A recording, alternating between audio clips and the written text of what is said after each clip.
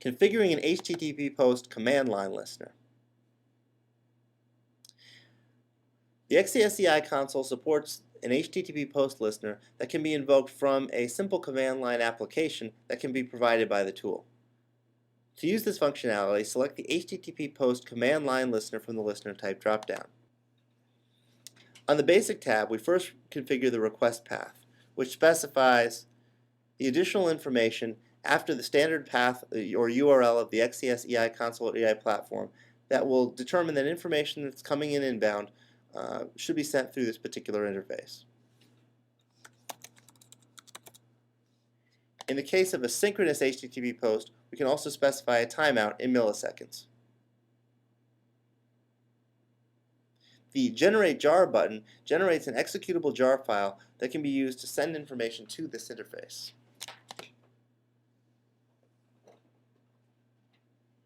When we click this button, it asks us for 3 parameters.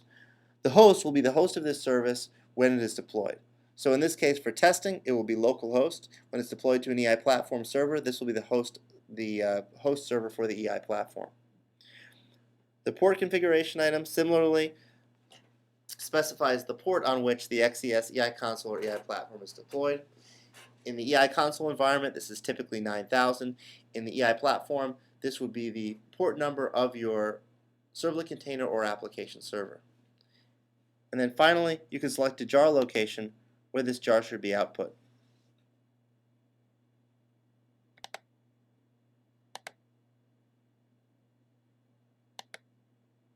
Click Generate Jar, the file will appear, and close the dialog.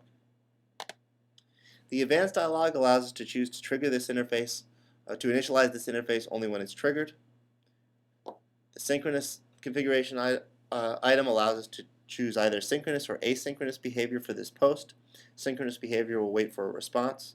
And in the case of synchronous behavior, we may select HTTP headers that we want to have present on the response. For instance, the content type of the return data.